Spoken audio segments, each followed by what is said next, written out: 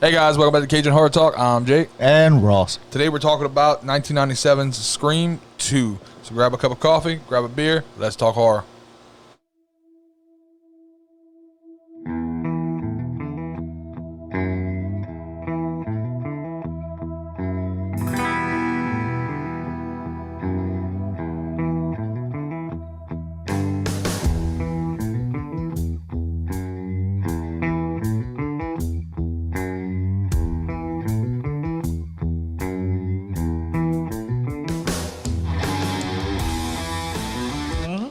All right, guys.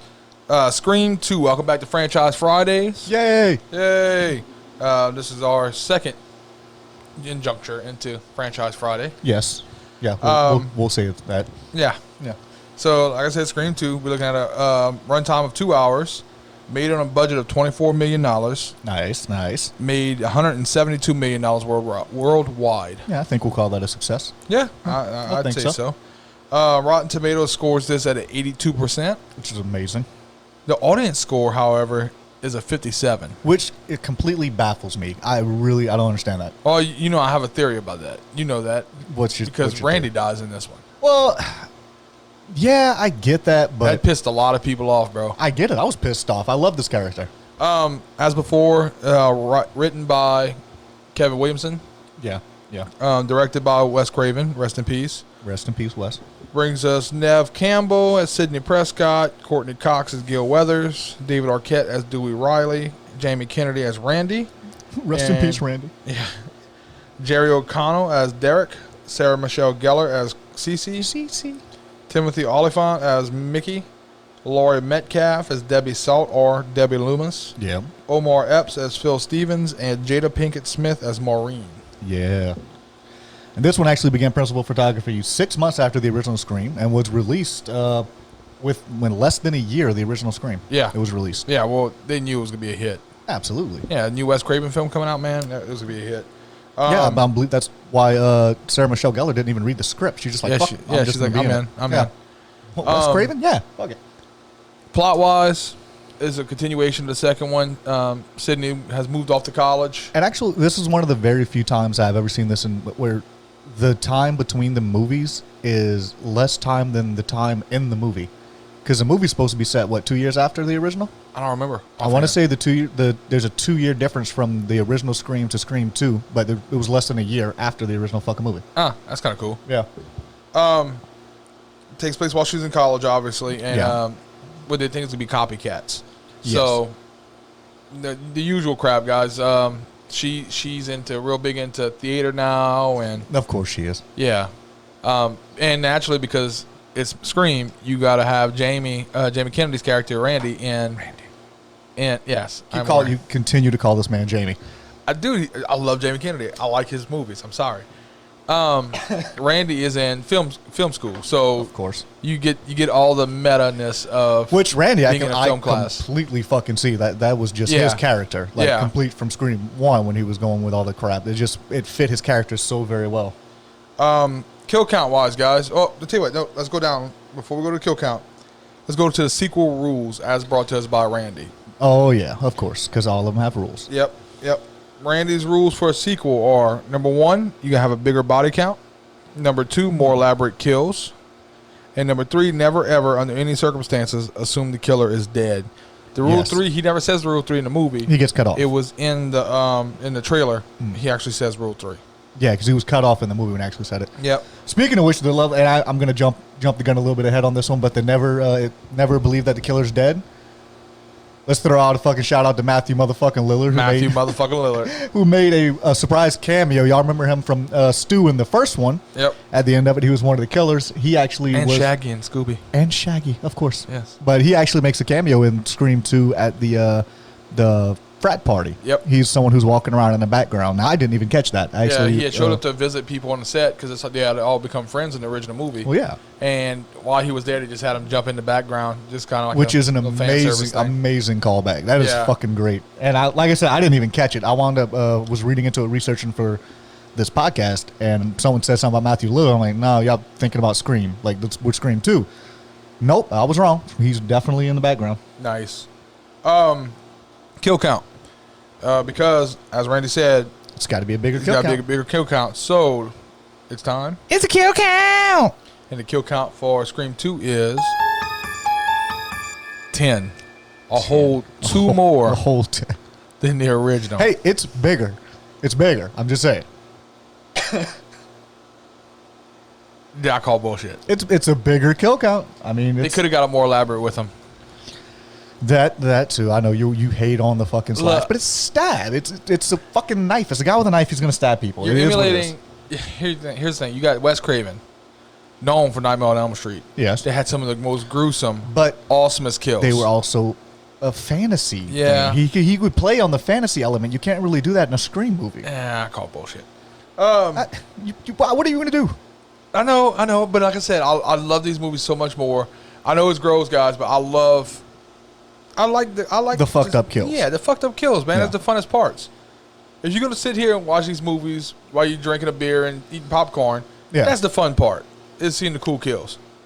I can't argue with that fact. You know. Going back into the cast, can I just lead off with the fact that Derek is a freaking weirdo? Yeah, absolutely. I'm very pretentious. I'm 100% with you on that one. He's one of those theater dudes that he's just so pretentious. Was it the I think I love you in the cafeteria that did you over the edge? That was bad enough. That did you over that fucking edge. You know that they made everybody who auditioned for the role do that scene. Really? Everybody who was auditioning for Derek, they made him do that I think I love you. But yeah, it was a little over the top, but they're fucking film students. Yeah. No, he's a film student. Was he even a film student? Wait, no, I don't think. No, he wasn't. He was just in theater. I'm sorry. Yeah, he was just on the other side. Yeah, he's a theater guy. Yeah, he wasn't actually the film guy. But it's drama, people. Drama, people. Drama. I was in drama. I know there's a lot of dramatic people that are there. I think that's why they call it that. Yeah. It's there. Very over the top. Got to be, center of attention, back the shit. The girl at the beginning of the movie where Omar Epps and Jada are walking into the movie theater to watch Stab. Pretty sure you mean Phil and Maureen. Oh, excuse me. You can refer to Jamie Kennedy as Jamie Kennedy. You're going to give me shit. But I get shit. Okay, but I'm just saying everybody knows that Jamie Kennedy is Randy. Not everybody is probably familiar with Jada Smith and Omar Epps' character names in the movie because they don't last that long in the movie. Oh, it's a big plot point, don't you remember? It is a plot point, but it's not as far as they are considered. This is going back to a prior argument we had, guys. Yes, we're about to have this argument again. It's going to happen. Yeah, I'm going. Did you know that the majority of the people do not remember Casey Becker's name from the first fucking movie? Really? No, it's Drew Barrymore's character. It's Drew Barrymore because she's in the beginning of the damn movie. Yeah, she wasn't that central plot that everyone thought she was going to be. But a lot of people don't remember her name as being Casey Becker. In case you guys see me looking down, it's because I'm looking for a certain quote from Derek. He's trying to talk shit in some way, shape, or form. Anyway, back to my point. Go ahead. Back to my point. The girl that hands them the mask at the movie theater is actually someone who won an MTV contest and got to cameo in the movie. Really? Yeah, she was just a random contest winner, and which that would be an amazing thing. I won a contest one time, and I was in a Wes Craven film that turned out to be one of the most iconic movies that's still relevant. Fucking, 20 years later? Well, apparently not to everybody. They gave it a 57%. Yeah, well, whatever. Yeah. Everybody still knows Scream as Ghostface. It's still relevant. Okay, so let's get to the whole fact that at a certain point in this movie, it's brought up the fact that the first 3 victims match the names of the first 3 victims in the original movie. Yes, that we're going forward to Phil Stevens. Yep. Casey Becker. CC Becker. Well, Maureen. I got it written down.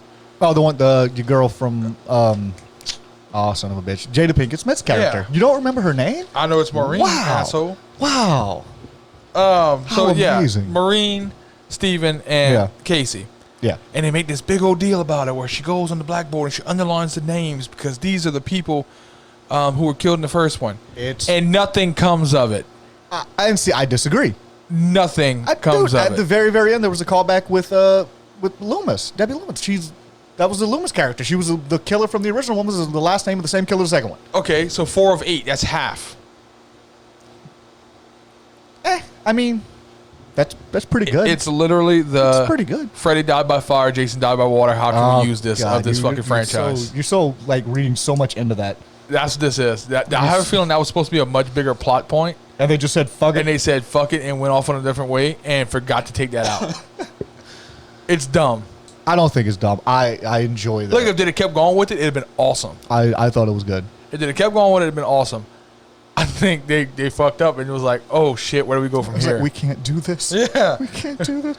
So the last 10 pages of the script were held from the fucking cast until the very end. Like they did so much to... Yeah, that's kind of a thing they do with these movies, too. To keep secrecy. Oh, I love the fact that they do that. I'm pretty sure a good chunk of this script was leaked. 42 pages. Yeah. The first 42 pages of it was leaked where they originally had 2 different killers. That was actually Derek and Haley were the killer in the original script, but they even said that after the script was leaked that was a hoax script that was going to be changed anyway. That was something they just put there to just have Which it in makes there. you wonder. Was it really? Was it really? Was it really? Or was that just like a fuck it, we're going to roll with the punches type of thing? Right. Might have been. I love that they referenced in the original movie about Tori Spelling playing Sydney. And in the Stab movie, it's Tori Spelling, of course. So they definitely found a way to do that. Can we focus on the fact that Billy Loomis's mom, you find out at the end, is the killer. Yeah. Poor choice of killer. I disagree. I like the idea of her masterminding the killings. You don't like her idea of actually being Ghostface? It isn't plausible for some of the scenes where she was supposed to be Ghostface. Oh, you're about to be hated on by the feminists. Let them. That's a scientific fact. You're going to be hated on by the feminists. It's a scientific fact that women are physically, some women are physically weaker than men. Not all. But this chick is pretty old. Because I want to see you take down Ronda Rousey if you want to talk shit. No, exactly. That's what I'm saying. Yeah. Ronda Rousey, but, Serena Williams. Okay, and I will see to your point that not the fact that she's a female, but the fact that she's also an elder female. She's not exactly a 20. Middle aged. She's not like a 25-year-old CrossFitting badass bitch that's running around. I get the point. You know what I mean? You're going to tell me she overpowered Randy and pulled him into that van. I'm telling you, there's still time in Hollywood to make Betty White a killer. I'm good with that. Make Betty White the killer. That'd be hilarious. I would love to see that. That'd be the next scary movie, brother. That would be so great. That would be great. There's only 14 of them, but... Oh, God. There really is legitimately 5 or 6 of those, isn't there? I'm pretty sure there's more than that, sir. I don't. We'll have to check on that. Roger Jackson was brought back for the voice, of course. He was the voice in the original Scream on the phone, the one that calls him and what's your favorite scary movie? Yeah. That's Mr. Roger Jackson. And they weren't allowed to talk to him. They were not allowed to see him during production. The only actor or actress who actually continued speaking with him after the scenes were cut and everything was actually Sarah Michelle Gellar. Everyone else was just... Really? They cut out. They didn't want to fucking speak anymore. Wow. Yeah. Well, that dude's voice is kind of creepy, bro. Well, hell yeah. It's kind of the point. You know what I mean? You kind of want that. You want that. Now, back to the whole killer thing. The idea I'm sorry for the lapse in talking. I'm looking up how many freaking scary movies there are. Oh, there's a lot. Holy shit, there's a lot. There's a lot. Mickey. That's 5. Timothy Olyphant's character. Yeah. I liked him as Ghostface. That son of a bitch. Timothy Olyphant's one of those guys who has that psycho stare. Yeah. Where he just kind of looks at you. And you really well. But if you remember, Billy Loomis had that in the original. It was just kind of that off-putting, something's not quite right. They played the character so very fucking well. Fuck you, I'm going to find that quote You're later. still looking for that damn quote. Yeah. That's why it's so...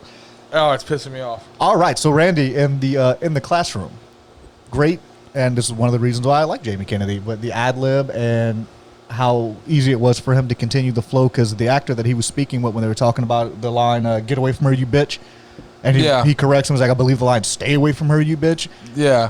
Randy fucked it up. He had the line correct. But what happened was the other actor actually misspoke, and Randy just rolled with it. Jamie Kennedy rolled with it and said, fuck it, I'm just going to correct his mistake by doing it the other way. And they just let him in. Yeah, just let it stay in.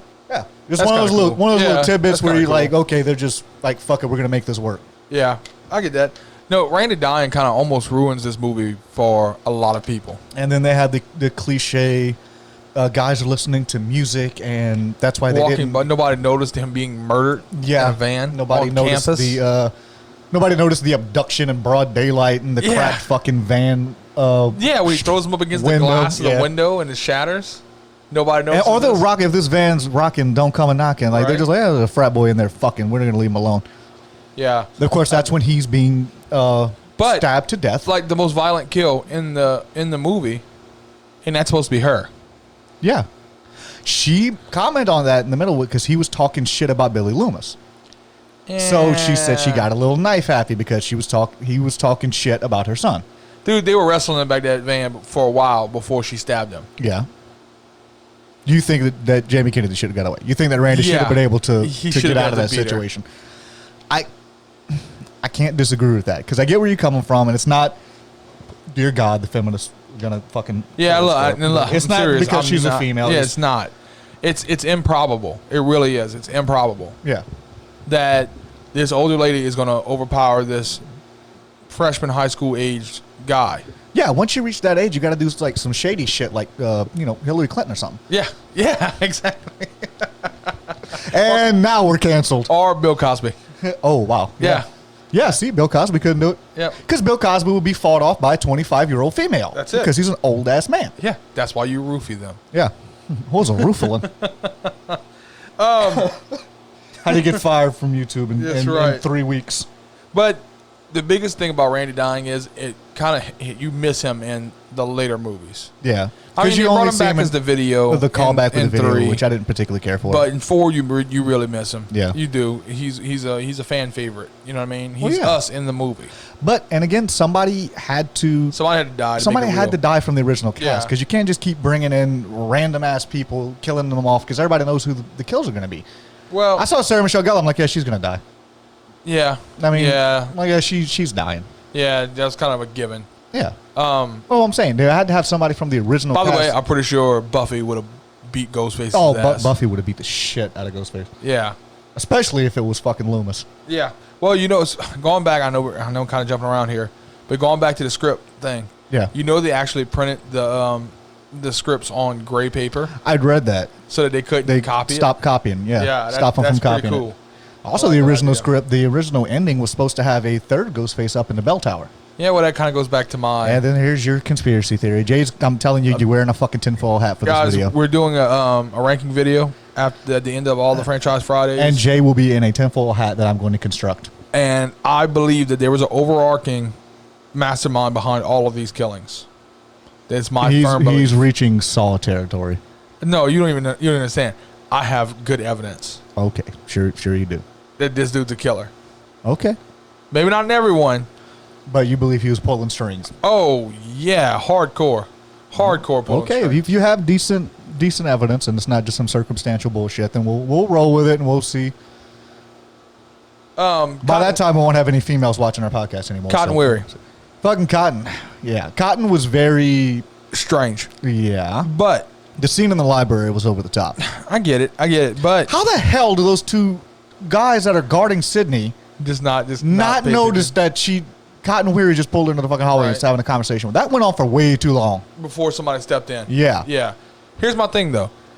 Yeah, he was weird. He was an asshole, but I kind of get it. I do, too. I understand. She fucked up his life. She sent him to prison. I mean, she screwed his falsely life. accused. You don't bounce back from being labeled a rapist murderer. Yeah, that's something you don't bounce back convicted rapist murderer. Yeah, because he was convicted before the new evidence and shit came out. Yeah, before he was released. Yeah. She had him convicted. Yeah, that's not something. You have to have that conversation with everyone you meet ever for the rest of your life. Yeah, you ever seen Curse of Chucky at the beginning when Andy finds a girl and he's like, "Oh, you Googled me." Imagine being... it's bad enough he was the victim. Yeah, no shit. Imagine being the guy who's convicted. Because who's not Googling and Facebooking all these people whenever it's new day and age? Exactly. You're going to fucking Google and Facebook. And all he's really asking for is a few minutes on a talk show for her to go out clear his name on national television and say, "Hey, look, I was wrong. Because he's not a bad guy." Look, for all you know, in the Scream universe, the entire population probably reveres him like we all looked at O.J. Simpson. That motherfucker got away with it. Yeah. He just raped and killed this bitch, and he's out of jail. Yep. So the entire universe of Scream probably sees him in that light. That's a hard thing to bounce back from. Now, I understand where people are coming from. They don't like this one as much as the original, and I think that's why it gets as much flack as it does. I enjoyed it. Because I rank it up there. It's compared so much to the original. Yeah. But whereas the fact is that they acknowledge that it's a sequel inside of the movie, which just brings that little extra tinge to it. But when you get to 3 and 4, people like those more. Well, not even 3, not 3. By the way, is the Nightmare on Elm Street, is Freddy Krueger's sweater in all of them? It was made into this one as well. I know. It was in the dorm room, It was correct? in the dorm room, yeah. Yeah. In CC and Sydney's dorm room, the closet. Yep. So, I don't know. Not CC, Sydney's dorm closet. I didn't notice it in 3 and 4. I'm trying to think now, because whenever I rewatch 3 to prepare for next week's video, I'm going to really pay close attention and see if it's in there. Because I wonder if they made that in there in every movie. That would be neat. It really would. That would be an awesome callback to Wes Craven. Yeah. They better put it in 5 somewhere. The end scene when they're running around the stage and she's chopping up fucking props and shit like that, making props fall. Yeah. That, sir, is what happens when someone says Macbeth. I believe so. I think that's why they don't say that anywhere near. Yeah, that's why we call it the Scottish play. You can't say that. Yeah. Someone will die on stage. Jesus Christ. Speaking of that, the scene where she's rehearsing and being chased by all the people in the robes. My idea of that is I really do think that was all in her head. That Ghostface was. It wasn't. He wasn't actually there. No. Because after everything's said and done, I think it was just a panic attack. She was in the fucking mist. People are chasing her around with knives, and she's trying to get away. She looks up. She sees what she thinks is something that she's, it's PTSD. Yeah, I think so. Because once she's down on the ground, they do the camera pan thing, and it pans to everybody as they're pulling their mask off. You would have noticed. Somebody who wasn't. If you did notice, the people that were the killers weren't there. Yeah. So it had to have been all in her head, or there was a third killer, and it's in. I already know. That would have been a great spot to do Matthew Lillard's cameo. Oh, that would have been amazing. That would have been freaking fantastic. Because then you never explain it. They have Matthew Lillard take his mask off. She freaks the fuck out. She takes off running. Then you never see Matthew Lillard again in the fucking movie. They never explain it. No, you can see that would have fucked me up. Dude, because you know how I am right now about my conspiracy theory. Yeah. That'd have fucked me up. That'd have fucked you up completely. That would have been the I'd have to have cameo. 2 tinfoil hats and some tinfoil underwear. Yeah. Because something's, yeah. Yeah. They're coming for me. I'm not getting probed. I'm not getting probed. That would have been probably the best cameo in history. Yes, that would have been great. All right, ranking wise. I think this is one of the movies that I believe we both were probably going to agree on, because I actually rank it pretty highly up there. I'm actually ranking this as a 40. Me too. Same thing. I'm giving it a 4. I'm giving it a 40. I'm giving it a 40. Which we go 1 through 50, guys. Because we're assholes. Because we're assholes. Weird. Everybody goes 1 to 5 or 1 to 10 or even 1 to 100. No, 1 to 50. No, fuck that. 1 to 50. Because we're going to be different. Yeah, we're different. We're different. But yeah, I'm giving it a 40. Yeah, I think 40. That's fair. Solid 40. This is a movie that I binge watch the franchise every Halloween. Yeah. One of those ones you throw on. Same thing. You throw it on, let it run in the background. You got to have the Freddys. You got to have the Jasons. You got to have the Michael Myers. You got to have the Ghostface. Yep. It's just like that. Even Child's Play. I like Child's Play, but Child's Play is not one that I every year. Really? It's not one that I every year watch. Wow. You see, I normally I run the gambit. I usually do too, but Child's Play is just not in my gambit. I think after when we do that one for Franchise Friday, we're going to talk a lot of shit about the comedic turn it took as far as after Bride of Chucky, Seed of Chucky. I was like, oh my God, stop. Yeah. All right, guys, I'm giving it a 40. Ross gives it a 40 as well. And we're out of here. Oh, before we do, though, I forgot. Please subscribe. Yeah. Hit the notification bell. Give us a like. Drop a comment. Let us know what franchises y'all want to see. As of right now, we're looking at now we have the Scream franchise. After Scream, we're going to Nightmare on Elm Street franchise. Nightmare, and then we're then going to go to Halloween, which is going to lead into Friday the 13th. The Friday the 13th, and after that, I believe we're kind of open. We're kind of open. So now Ross hasn't seen Hellraiser yet, so I'm really looking forward. I have not seen Hellraiser, but I don't know if I want to do the whole franchise, dude. Yeah, there's like 8 of those, aren't there? Oh, there's a lot, and they're bad. Some of them, they're terrible. Well, I mean, you got the good and the bad. I mean, look at some of the crap. Some of those movies were literally going to be just like made for TV cop movies, but they needed to make a Hellraiser movie before they lost the rights. They were just like, fuck it. So they just slapped Pinhead in it. Well, that's how our podcast is going to be a little bit different, because we're not going with all the mainstream shit. We're going to have some really throw the fuck off movies that are going to make it on this podcast. Oh, wait till Thanksgiving, guys. Yeah, wait till Thanksgiving. That's going to be fucking amazing. And July 4th coming up. Oh yeah, it's true. July 4th is going to be coming up real soon. That one I'm looking forward to. That one's going to be great. We'll let y'all know, I think, the week before. That way, if y'all want to have opportunity to watch the movie and review it, like before we review it. Yeah. Because I would pretty much bet that not a lot of people have seen this movie. God, I hope not. I hope not. You never watching this movie get a better review than Scream. I will stab you. I will stab you. Watching this movie get a better review than Scream 2. All right, guys. Subscribe below. Hit the notification bell. Or if you listen to us on SoundCloud, please follow us. Give us a like on there also. Find him on Twitter. He's in charge of our I'm Twitter. in charge of the Twitter now, so come yell at me. So all the anti-feminist shit, y'all can yell at Jay on Facebook. That's right. Find us on Facebook as well. We're out of here.